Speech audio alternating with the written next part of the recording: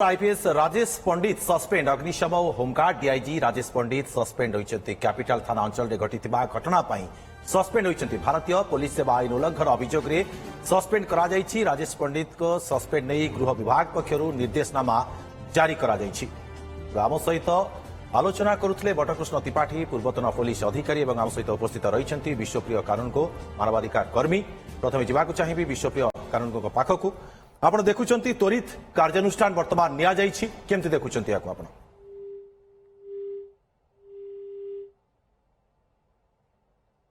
जोगाजोग विच्छिन्न हो जाइए विश्वप्रिय कानून को मानवाधिकार कर्मी आम सहित जोड़ी हेबे अधिक आलोचना तेबे जयंत दास आम सहित जोड़ी सूचना अधिकार कर्मी आपण को स्वागत करुच्ची ओटीवी को केमती देखुंत त्वरित कार्यानुष्ठान वर्तमान ग्रहण करा जाइए मत गोटे कथा कहतु कार्यानुष्ठान ग्रहण कर किए से राज्यपाल राज्यपाल आज्ञा ताले ए विषय चीफ मिनिस्टर हूँ डीजी हूँ होम डिपार्टमेंट हूँ मैंने कहीं आज पर्यटन ग्रहण करनथले ए विषय ऑलरेडी 3 दिन है भाइराल होची ए विषय जड़े जदि इन्स्पेक्टर कार्यरत लेडी इन्स्पेक्टर भुवनेश्वर क्वार्टर सुरक्षित नुह ताले अन्य स्त्री लोक मैंने कौट सुरक्षित हेबे प्रथम कथा जड़े आईपीएस अफसर जड़े रेस्पॉन्सिबल पर्सन सीनियर आईपीएस अफसर सी मद पीकरी जड़े इन्स्पेक्टर घर पशि जाऊँ खराब व्यवहार देखते स्वामी को रक्ताक्त कर पिटिकी जदि पाखे रिवल्वर था सी मारी दी था आम मैंने कौटी सुरक्षित ए बाबद में कहीं एपर्यंत मुख्यमंत्री भी कि पार्टी खोलिले डीजीपी पार्टी खोलिले why they are silent I can't understand it तेणु कहवा कथा सरकार कहीं कार्यानुष्ठान ग्रहण कले 3 दिन भितर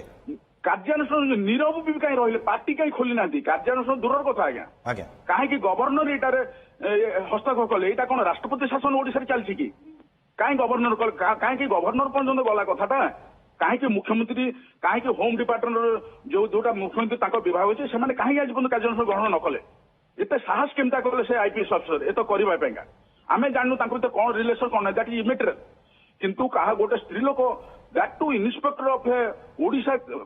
पुलिस घर भी से पशि स्वामी की पिटापिटी करवा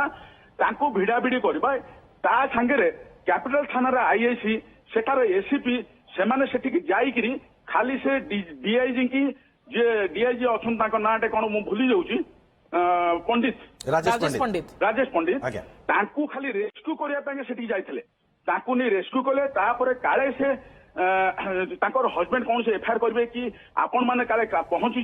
संवाददाता मैंने से नहीं जबरदस्ती एडमिट कर प्राइवेट हॉस्पिटल वर्तमान कार्यानुष्ठान को नहीं आपण केते संतुष्ट अछंती श्रीयुक्त दास संतुष्ट बर्तमान सुधा जी भी मु संतुष्ट जे राज्यपाल को बहुत धन्यवाद दूसरी जे विषय से हस्तक्षेप करा कार्यानुष्ठान किंतु एपर्यंत suspension is not action disciplinary action से टोटल डिसमिस सस्पेंड नुहे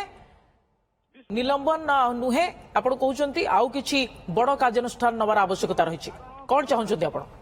से डिसमिस भी करि परिबे तांको पावर अछि he should be dismiss from the service तो 3 दिन धरी जो कार्यानुष्ठान नियागला नहीं से बाबद रे आपण असंतोष भी प्रकाश कले तो आपण को कौन लागुची जे किछि चाप रहितला कि जेहेतु डीआईजी रैंक रो जने अधिकारी वरिष्ठ आईपीएस अधिकारी निश्चित आज्ञा चाप रहितबा जोगु तांकर हस्बैंड कौन प्रकार एफआईआर ग्रहण न करके एफआईआर रजिस्ट्रेशन हेलानी एक द्वितीय कथा से जो लेडी इन्स्पेक्टर जड़े ओडिया स्त्री लोक आइदर लोकलज्जा किंबा कौन चाप थिबा जो से आगु को आसिले एफआईआर करके कौन प्रकार न्याय पाइबा आमको एनएचआर से एफआईआर ये करा पड़ा रजिस्ट्रेशन करा पड़ा जहाँ न्यूज पेपर मान को धन्यवाद जो मैंने कि आमर एनएचआर केस टाक रिफ्लेक्ट कले न्यूज रे यहाँ चूल धरला गवर्नर निजर एक्शन ने तेरे वर्तमान यह गोटे बड़ उदाहरण बोली आम कहीपर कि आगामी दिन निश्चित आज्ञा चेतावनी भाव कार्यरत इन्स्पेक्टर क्वार्टर जदि भुवनेश्वर कैपिटाल सेठी जदि से सेफ नुहति अन्य स्त्री लोक अन्य डिस्ट्रिक्ट रे ओडिशार अन्य प्रांत रे किभली सेफ ताने पुलिस जे रक्षक से भक्षक होची ये कार्यानुष्ठान आपण कौन कहे कारण ये कार्यानुष्ठान नेबा द्वारा आगु को आहरी एमिति घटना देखा मिलबनी निहाती भाव में गोटे भय सृष्टि हम समस्त भितर ना ए पर्यंत भय सृष्टि है ना जदि से जो पर्यंत डिसमिस न होकरी जेल को न जाए से डीआईजी से पर्यंत अन्य पुलिस के अन्य लोक जो दुर्दांत लोक अच्छे भय सृष्टि हम ना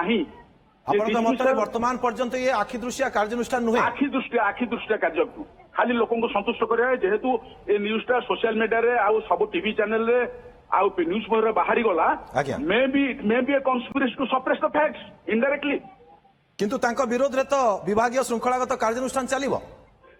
ଚାଲିବ ଠିକ ସେ କେତେ ଦିନ ଚାଲିବ ଆଚ୍ଛା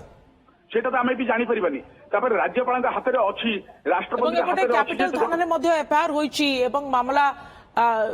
রুজু হেবা পরে বর্তমান তাঙ্ক বিরুদ্ধে মধ্য সেটি বি କାର୍ଯ୍ୟାନୁଷ୍ଠାନ ଚାଲିବ ତାଙ୍କୁ ଜେରା ପାଇଁ ମଧ୍ୟ ରଖାଯାଇ ପାରେ। দেখুন মু গোটে কথা কହୁছি এফআইআর কাহিଁକି সাঙ্গে সাঙ্গে নহলা রাজ্যপাল সসপেন্ড রাজ্যপাল জানিবা পরে এটা এফআইআর হଉଛି আজ্ঞা যেহেতু ক্যাপিটাল থানা এটা করুଛି নହେଲେ তো ସେମାନେ ତାକୁ ସପ୍ରେସ କରିଦେଲେ ସେଇ ଯୋଉ ଆଇଆଇସି ଯେ ଅଛନ୍ତି କ୍ୟାପିଟାଲ থানা ତାଙ୍କୁ ମଧ୍ୟ ଆରେଷ୍ଟ କରି ଜେଲକୁ ପଠାଇବା ଦରକାର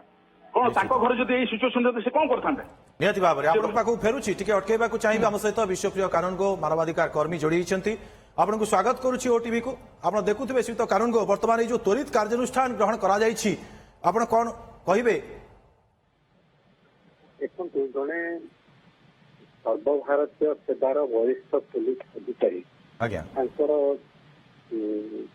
ଶୃଙ୍ଖଳିତ ଆଚରଣ କରିଛନ୍ତି ଏବଂ ତା ବିରୁଦ୍ଧରେ ଥାନାରେ ଏଫଆଇଆର ହେଇଛି। ପ୍ରଥମ କଥା ହେଲା ଯୋଉ ଏଫଆଇଆର ହେଇଛି ସେ ଏଫଆଇଆର ଟା ଯୋଉ ଇନଭେଷ୍ଟିଗେସନ ହବ ଅନୁସନ୍ଧାନ ହବ ସେ ଅନୁସନ୍ଧାନଟା ବିଶ୍ୱାସନୀୟ ହବା ଦରକାର ଏବଂ ଉଚ୍ଚ ସ୍ତରରେ ହବା ଦରକାର ନିରପେକ୍ଷ ହବା ଦରକାର। ଏବଂ ସସ୍ପେଣ୍ଡ ଯୋଉ କରାଯାଇଛି ସସ୍ପେନସନ ଇଜ ନଟ୍ ଏ ପନିଶମେଣ୍ଟ ତାଙ୍କୁ କାର୍ଯ୍ୟରୁ ଏଇଥିପାଇଁ କି ଅନ୍ତର କରାଯାଇଛି କାଳେ ସେ ତାଙ୍କର ଉଚ୍ଚ ପଦବୀର ବ୍ୟବହାର କରିକି ସାଥୀମାନଙ୍କୁ ପ୍ରଭାବିତ କରିବେ ଅନୁସନ୍ଧାନକାରୀ ଅଧିକାରୀକୁ ପ୍ରଭାବିତ କରିବେ ସେଇଥିପାଇଁ କି ତାଙ୍କୁ ସସ୍ପେଣ୍ଡ କରାଯାଇଛି। ତେଣୁ ବର୍ତ୍ତମାନ ଡିପାର୍ଟମେଣ୍ଟାଲ ପ୍ରୋସିଡିଂ ଯୋଉଟା ପ୍ରଶାସନିକ ଭାବରେ ଯୋଉ ତଦନ୍ତ ଏବଂ ଫୌଜଦାରୀ କ୍ଷମତାରେ ନ ରହିଲେ କଣ ଜଣେ ପ୍ରଭାବିତ କରିପାରିବନି? କରିପାରିବ କିନ୍ତୁ ସେଇଥିପାଇଁ କି ସସ୍ପେନସନ ତ କରାଯାଇଛି। ମୋର ମତ ହଉଛି ଯେ ବର୍ତ୍ତମାନ ଦୁଇଟି ପ୍ରୋସିଡିଂ ହଉଛି ଗୋଟେ ପ୍ରୋସିଡିଂ ହଉଛି ପ୍ରଶାସନିକ ତଦନ୍ତ କାରଣ ଆପଣ ଯୋଉ ସସ୍ପେନସନ କଲେ ତାଙ୍କ ବିରୁଦ୍ଧରେ ବର୍ତ୍ତମାନ ପ୍ରଶାସନିକ ତଦନ୍ତ କରାଯିବ ଯୋଉ ସେ ପ୍ରଶାସନିକ ତଦନ୍ତଟା ମଧ୍ୟ ଅତ୍ୟନ୍ତ ବିଶ୍ୱାସନୀୟ ଆଉ ନିରପେକ୍ଷ ହେବା ଦରକାର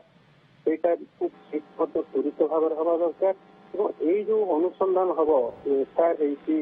ଅନୁସନ୍ଧାନ ହବ ସେଇଟା ମଧ୍ୟ ତ୍ୱରିତ ହେବା ଦରକାର। ଯେହେତୁ ଜଣେ ବରିଷ୍ଠ ଆଇପିଏସ୍ ଅଧିକାରୀ ଏବଂ ଡିଆଇଜି ରାଙ୍କର ଅଧିକାରୀ ତେଣୁ ସେ ତ କାନୁନଗୋ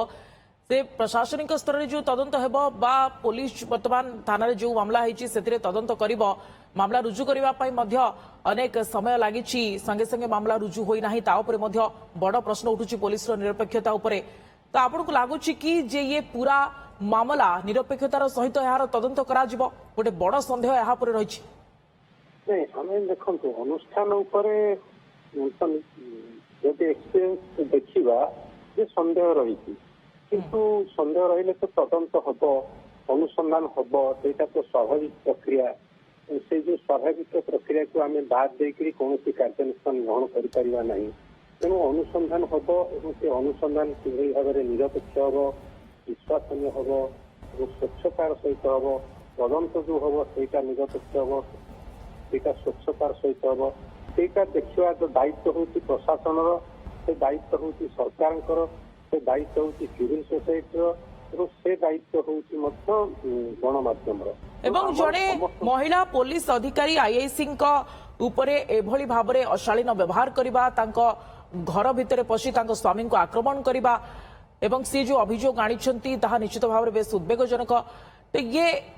ଜଣେ ମହିଳାଙ୍କର ଜଣେ ଅଫିସରଙ୍କର ମାନବାଧିକାର ଉଲ୍ଲଂଘନ କରୁନାହିଁ କି ଏବଂ ଏହା ଦ୍ୱାରା କଣ କଣ କାର୍ଯ୍ୟାନୁଷ୍ଠାନ ହୋଇପାରେ? ଏଇଟା ଗୁରୁତର ଜଣେ ମହିଳାଙ୍କର ହଉ ବା ପୁରୁଷଙ୍କର ହଉ ପୁରୁଷ ହେଇଥିଲେ ମଧ୍ୟ ତାଙ୍କର ମାନବିକ ଅଧିକାର ଉଲ୍ଲଂଘନ କରୁଛି ଏବଂ ମହିଳାଙ୍କର ହେଲେ ତାଙ୍କର ଆହୁରି ଅଧିକ ଭାବରେ ମର୍ଯ୍ୟାଦା ହାନି କରୁଛି ତାଙ୍କର ମାନବିକ ଅଧିକାର ଉଲ୍ଲଂଘନ କରୁଛି ଏବଂ ଏଇଟା ଗୋଟେ ସମସ୍ତଙ୍କ ପାଇଁ କି ସତର୍କ କରୁଛି ହଉ ଯେ ଯିଏ ଯୋଉ ସ୍ତରର ଅଧିକାରୀ ହୁଅନ୍ତୁ ଯୋଉ ସ୍ତରର ସାଧାରଣ ମଣିଷଟେ ହୁଅନ୍ତୁ ଯେତେବେଳେ ଯାଉଛନ୍ତି ଅନ୍ୟ ଜଣଙ୍କ ଘରକୁ ଯାଉଛନ୍ତି ସେଠି ସେ ତାଙ୍କ ସେ ଯୋଉ ଘରେ ଯିଏ ଅଛନ୍ତି ତାଙ୍କର ଅନୁମତି ନେବେ ଏବଂ ତାଙ୍କ ପ୍ରତି ମଧ୍ୟ ଯଦି କୌଣସି ପ୍ରକାରର ସରକାରୀ ଅନୁସନ୍ଧାନ ଯାଉଛନ୍ତି ସରକାରୀ କାର୍ଯ୍ୟରେ ଯାଉଛନ୍ତି ତାହେଲେ ସିଏ ମଧ୍ୟ ଶାଳୀନତା ରକ୍ଷା କରିବେ ସଦାଚାର ରକ୍ଷା କରିବେ। କୌଣସି ପ୍ରକାରର ଖରାପ ବ୍ୟବହାର କରିବା ପାଇଁ କି କାହାର ଅଧିକାର ନାହିଁ କୌଣସି ଭାବରେ ସରକାରୀ ଅଧିକାରୀଙ୍କର ସେଇଟା ଗୋଟେ ଅଧିକାର ଭିତରେ ଆସୁନାହିଁ, ତାଙ୍କର କର୍ତ୍ତବ୍ୟ ଭିତରେ ଆସୁନାହିଁ। ଏଇଟା ଗୋଟେ ଗୁରୁତର କାର୍ଯ୍ୟ ହେଇଛି, ଗୁରୁତର ମାନବିକ ଅଧିକାର ଉଲ୍ଲଂଘନ ହେଇଛି ଏବଂ ସରକାର ତାଙ୍କ ବିରୁଦ୍ଧରେ ବର୍ତ୍ତମାନ ସସ୍ପେନସନ କାର୍ଯ୍ୟାନୁଷ୍ଠାନ ଗ୍ରହଣ କରିଛନ୍ତି। ସେଇଟା ପ୍ରାଥମିକ କାର୍ଯ୍ୟ କରିଛନ୍ତି, ପ୍ରାରମ୍ଭିକ କାର୍ଯ୍ୟ କରିଛନ୍ତି, କିନ୍ତୁ କେବଳ ଆଖିଦୃଶିଆ ଭାବେ ଗୋଟେ ଆଇୱାସ କଲା ଭଳି ସେମିତି ନ କରିକିରି ବର୍ତ୍ତମାନ ଯୋଉଟା